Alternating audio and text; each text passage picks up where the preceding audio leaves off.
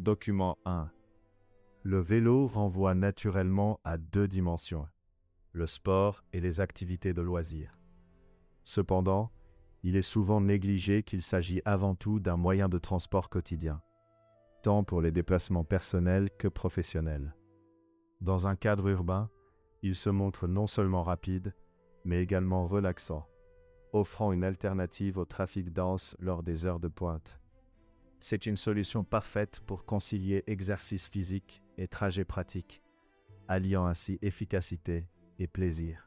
Document 2.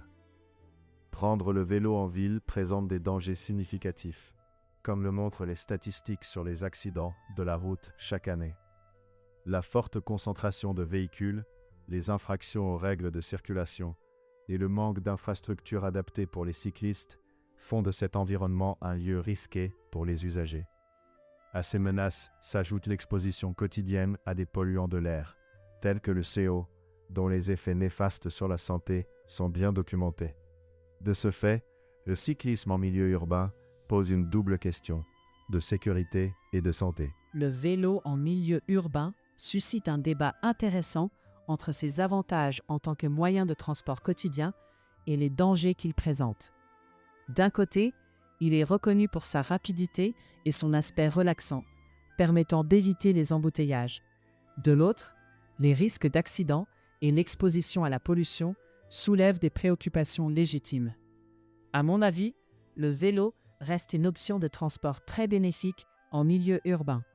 Premièrement, il favorise un mode de vie actif, contribuant à la santé physique des cyclistes.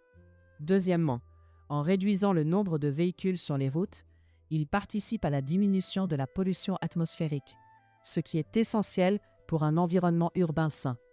En conclusion, malgré les risques associés, le vélo constitue une alternative viable et écologique pour les déplacements en ville, à condition d'améliorer les infrastructures et la sécurité des cyclistes. Avant de terminer cette vidéo, je voudrais partager avec vous quelques conseils pratiques qui pourront vous aider à mieux réussir l'épreuve d'expression écrite, tâche 3.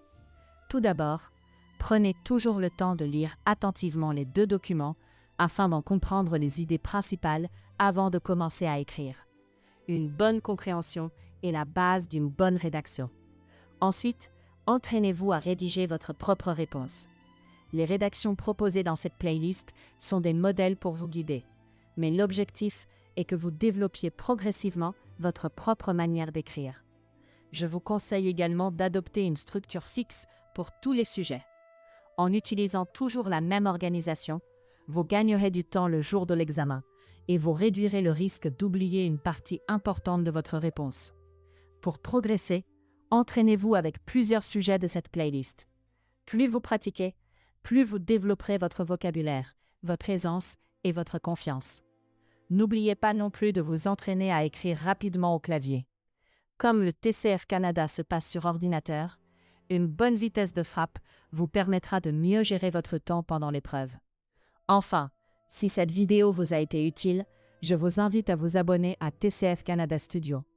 Vous y trouverez de nombreux autres sujets, corrigés et des conseils pour vous préparer efficacement au TCF Canada.